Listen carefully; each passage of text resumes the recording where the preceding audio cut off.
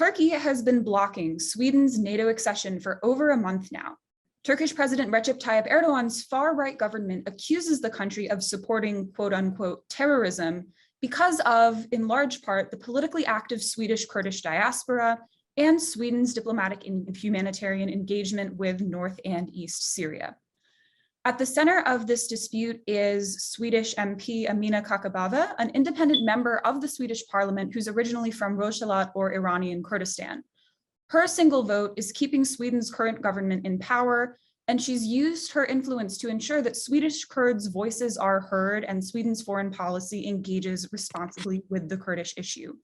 Amineh, thank you so much for taking the time to speak with us today. Thank you very much. Thank you. It's a pleasure to me to be your guest today. Thank you. Thank you. So why, in your opinion, do you think that the Turkish government has chosen to make your community, the Swedish-Kurdish community, and really yourself specifically as an elected politician, such a big target in Sweden's NATO dispute? And what do you think Turkey hopes to accomplish by doing this?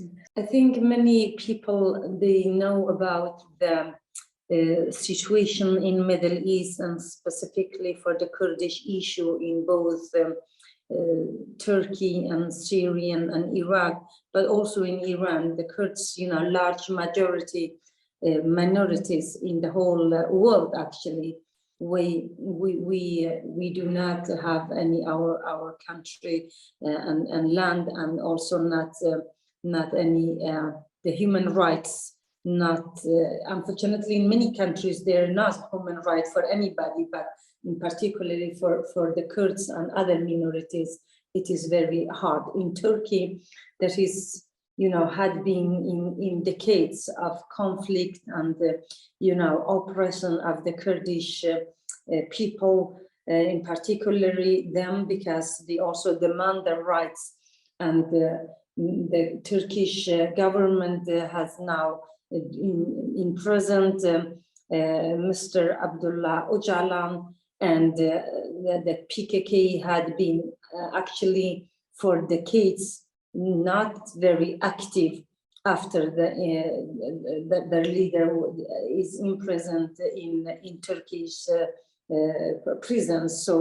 But Erdogan's racist political and aggression continues both in Kurdistan, Turkey, but also in Rojava, Syrian. He had occupied the country's part 30 kilometers, and he again next week the plan is that again attack Rojava, Syria in Syrian. And yesterday and one day before yesterday, he bombed even Kurdistan, Iraq. There's a continually bombing this area, and 4 civilians are died. One of them is a 12 years old Yazidi boy. Actually, the UN has condemned the attack, but unfortunately none government in European countries, and particularly not in Sweden. That is why the reason that the conflict in Middle East also has reached European countries. And as we know, as you also mentioned, that in Sweden and in many European democratic countries, they have opportunity for, people like us. I also came as a refugee, but I was Kurdish. I was born in Iran. I'm Kurdish from Kurdistan, Iran, but Turkey has opinion about that. The first thing they said about a couple of weeks ago, their ambassador, that I should be extradited to Turkey, but I am not from Turkey. So they have opinion about our democracy, our freedom of speech. Erdogan has opinion about that we should not give, assemblies, license for demonstration. The Kurds has not, and I am one of the big obstacle for Turkey. That is just because of we want to have the same human right and democracy. We are talking as Swedish country, even it should, be reach the other countries. We said that here Putin is a despot and he's a dictatorship and occupied another country. But why Erdogan is better than Putin? Why Nawali, everyone wants to him releasing, but nobody talks about Salahuddin Demirtas and other elected politicians from HDP. So all those issues I pick up and I discuss. And in the parliament in 14 years of my life, I have been talking about the Kurdish issue never be solved if the PKK are on the list of terrorism. I don't agree with many methods PKK had used before, but Turkey is a state terrorism. That is not just one part. That is the one part's leader are on jail. 5,000 politicians in HDP are in jail. And why the whole world are silent? Just we in the Kurdish community here in Sweden, and particularly me, because I am a voice for the Swedish society. And in the Swedish society, we have different kind of groups and people, and particularly women. So I actually want to have, the same right for each of us.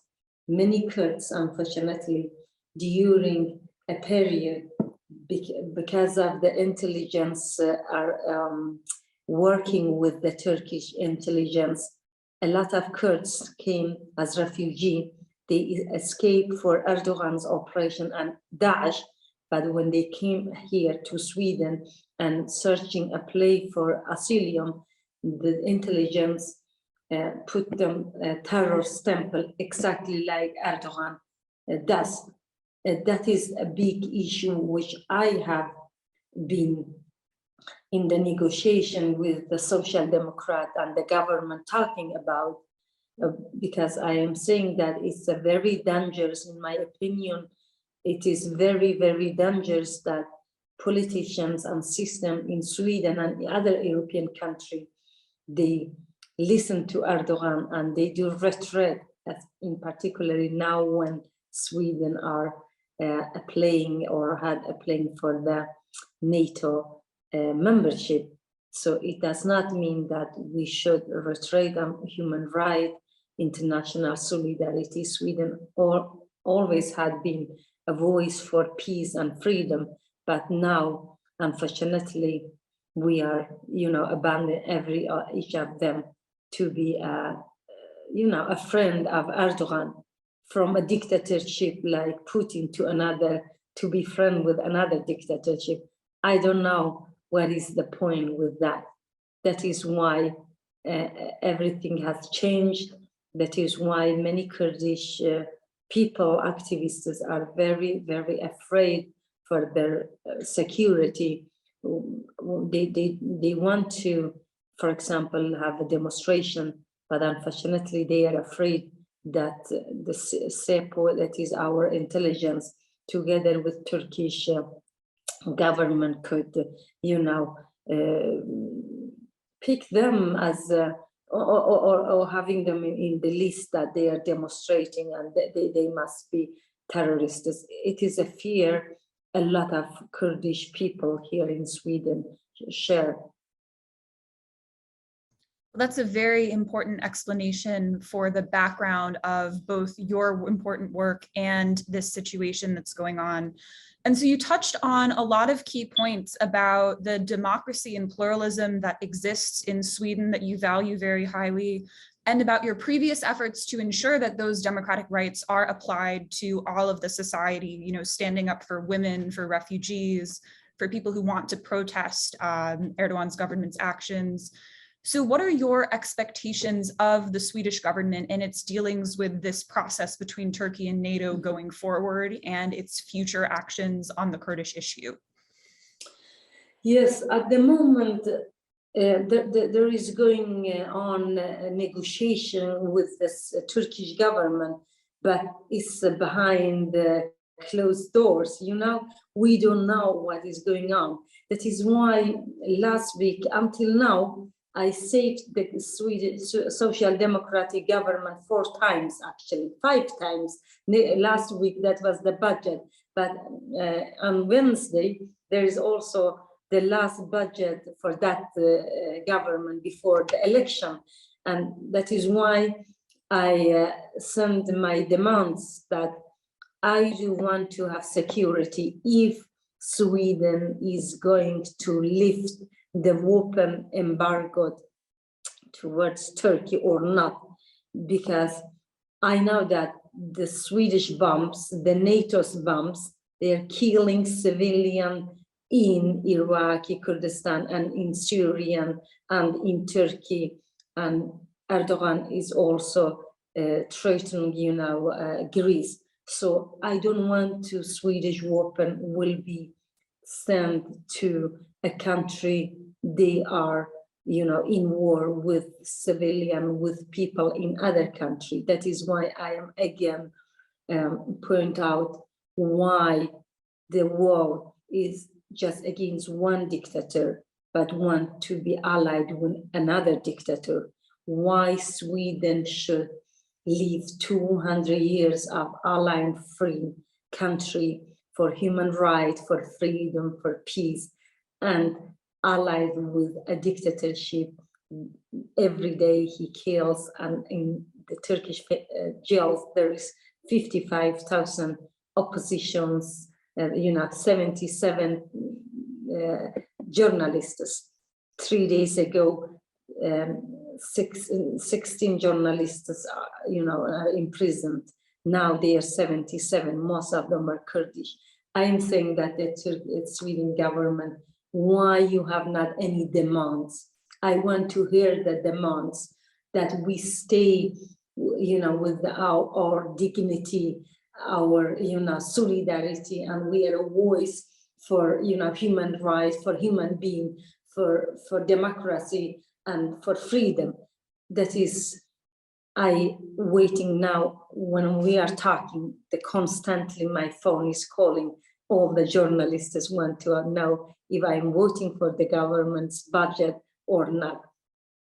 Of course, I am a Swedish parliamentarian, but with the Kurdish background, but my voice is the Swedish people's voice for democracy. I am saying that in the negotiation with Turkey, please don't sell your freedom of speech or your freedom, your democracy. Please stay for all the values of all the, human rights values we have been standing, and straightened in hundreds and hundreds of years. But now we are oppressed and silent. That killing me very, very hard, because I know when I came to this country, I became, a parliamentarian, because that country is wonderful country. I don't want to give retreat for Turkey because of a membership of the NATO. So unfortunately, the question is now unclear. I don't know what kind of negotiation they are making. Turkey wants to have me and a list of 32 persons, even if I am not from Turkey, as you know. So awful, so dangerous everything is. And Recep Zarakolo, he's a Turkish author. He's a very famous journalist. He just wrote about the genocide towards the Armenian. He's also in the list. So there is a lot of, he picked up categories now, no, and that one, and that one. And he demands that Erdogan, even that our defense minister and foreign minister should not be minister. And he also has a lot of demands that the Swedish media, our public service, should not, for example, send some interviews with me and with other people he does dislike. So that is a lot of demands, but in our constitution, actually, it protects the freedom of speech, the freedom of assemblies, the freedom of that people are coming here and they have, reason for asylum. There is not another state should decide for us. Here is not Ankara. Here in the parliament I am sitting now, it is the Swedish parliament. It's not Ankara, it's Stockholm. So we make our laws by ourselves. But indeed, we don't know what the negotiation is going on, in which case Sweden should, listen to Erdogan and do the retreat for Erdogan. We don't still know about that.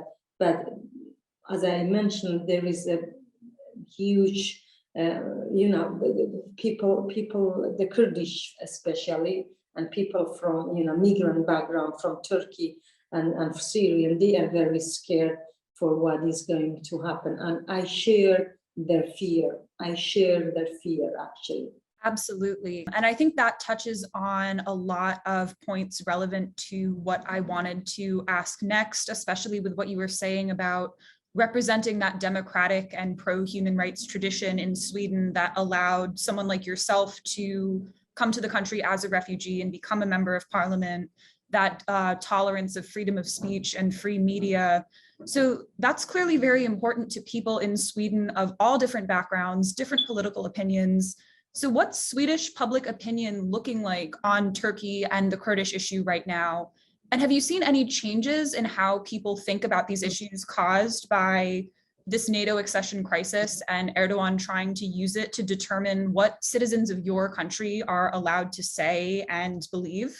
Unfortunately, the opinion is very divided in Sweden. For the first time, also, I feel the dangers because of the Swedish people.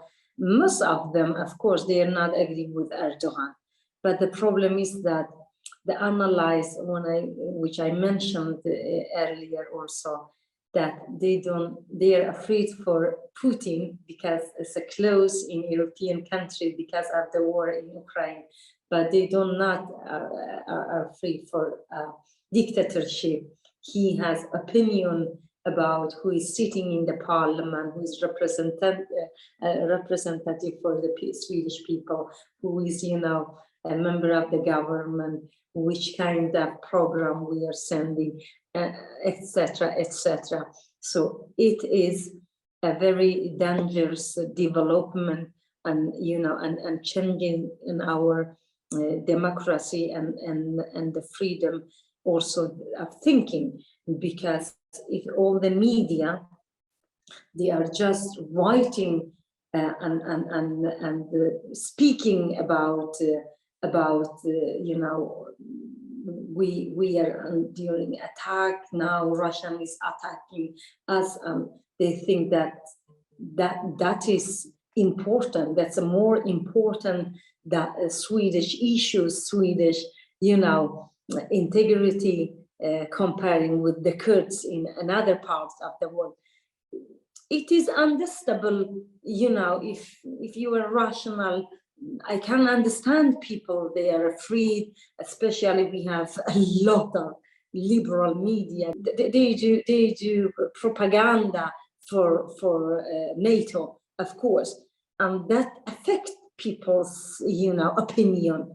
It affects the debate and the opinion in Sweden. That is why it is not a normal,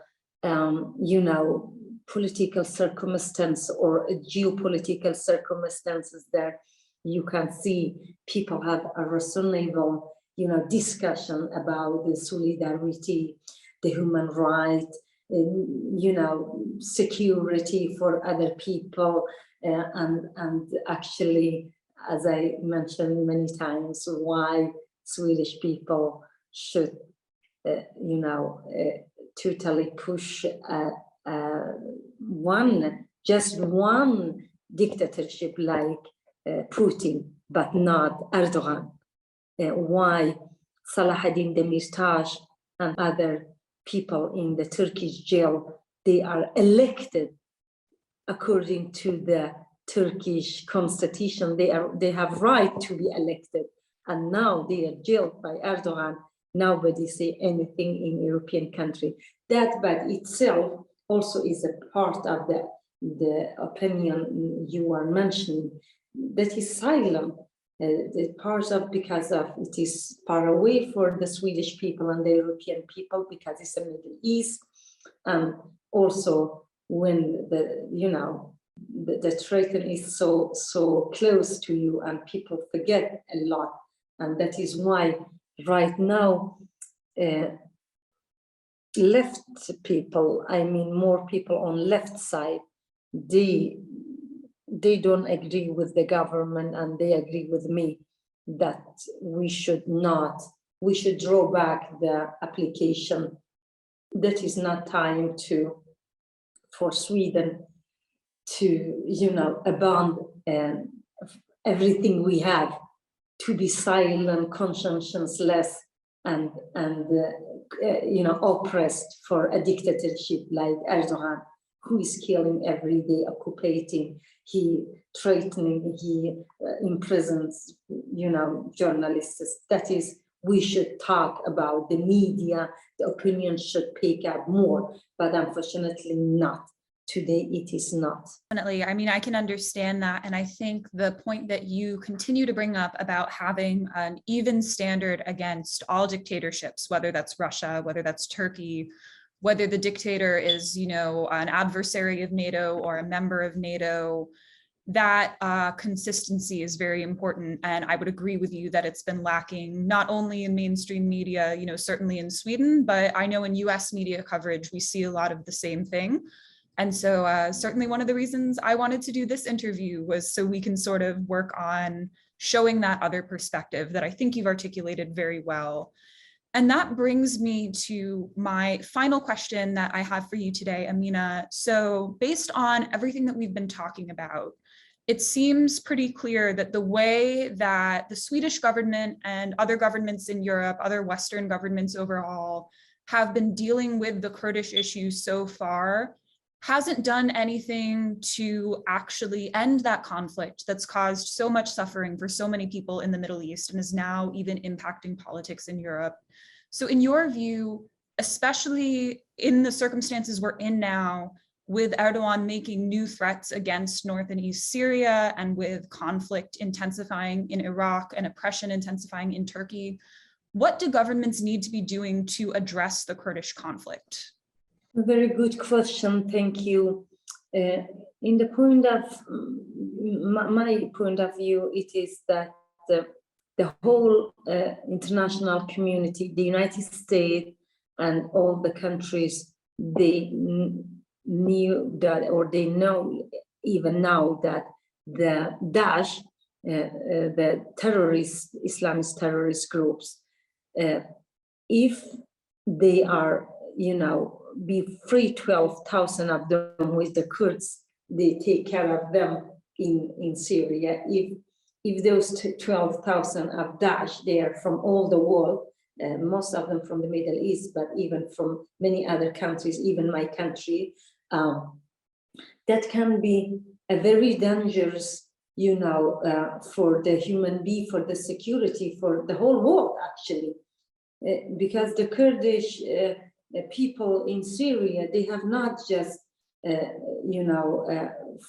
fight for their own freedom, but they have also fight for freedom for the whole world security.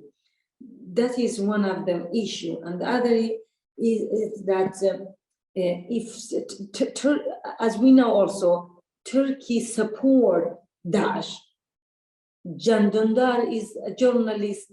He has proof. That was he revealed all the Turkish support with weapon and everything to Daesh and to the ISIS. And he was imprisoned, but then he was free, and he's now in like refugee in Germany. So we know that all what Turkey does now, it is helping the Daesh against the Kurds. And also Turkish plan is that to push away the Kurds from their own area, and he wants to bring the Arabic people, keep them in Turkey to get billions of billions, euro from European country. Most of them comes from my country and Germany, because we have taken a lot of, refugees during the past 6-7 years. That is why Turkey's plan is that push away, the races displace, like even happens in Israel, the settlements, they push away the Palestine people and pick some people they want to. Turkey is going to have the same racist politic. That is why Erdogan had mentioned, we want to have the Turkey secure zone for the Arabic people, and pushing the Kurdish. What this means here, so we are going not have less migration and people, without home, with children without school, without any secure, without any protection. The world is going to be more and more conflictful, and the Kurds, they don't want to be silent. The struggle will start. They don't want to be bombed and oppressed by other countries. They have to right to defend themselves. I hope the coalition that the United States is with them, they don't betray it again, because the Kurds have saved themselves and all the world from the Daesh barbarian, and they deserve their own security. They have actually in the whole Middle East, if you think about it, in the Rojava cantons, the Kurds have, despite all of, problem, lack of democracy, lack of everything, but they have created a democratic area there. They have other Christian, other minorities with them, and especially women. They have the, in democracy, they're participating in the government, the self-governing. That is why Turkey does not want to see that. That is why it's important to save, to support them, and to not allow Turkey to destroy, not just for the Kurdish people. It's about human rights, it's about democracy, it's about, that's going against the international community's laws. UN condemning that a country is going and occupy another country, but they do when it became Putin and Russia. Why they are silent when Turkey does? That is the problem. My problem is that why we pick up some dictatorship and push away something, why we do not fight against both. So that what happened is, that is unclear, but we can see that very soon, it's not just the Islamic groups and dictatorships, even they can be very strong, both Turkey and Iran, and there is a lot of governments are involving in the Syrian, and there is not easy actually to have one perspective, one aspect. Everything is, Russia is also involved there. Russia wants also the Kurds to bomb their own area and give them back to Assad. That is also why the Kurds says that now we don't want to give our part of the country. We have fighters for back to Russia and to Assad. That is why it's so complicated. It is so, difficult what is going to happen. But one thing we can guess, that is the Daesh can be strong, and the fight against, the Kurds and even Turkey. I mean, why Turkish soldier, why the people in Turkey wants to their sons and daughters will be killed to occupy other country. They have the same blood. They are very neighborship, both Iraqi Kurdistan and Syria. I mean, that is not good for the world's security at all, not for anybody, in particular not for women and for children and for the minorities in the regime. I couldn't have said it any better myself. I think that it's clear that the stakes are very high here and that the world, as you said, does have both a security interest and a moral interest in ensuring that the peoples of North and East Syria and the peoples of the wider Middle East are able to have peace and democracy and coexistence. And hopefully governments will keep that in mind. And certainly it's good to have leaders like you ensuring that that pressure is being applied and that those voices are being heard in policymaking discussions. So that's all for today. Amineh, thank you so much. And to our viewers, you're watching an interview here with the Kurdish Peace Institute. You can find more on everything related to all aspects of the Kurdish issue on our website, kurdishpeace.org. Thank you so much. Have a great day.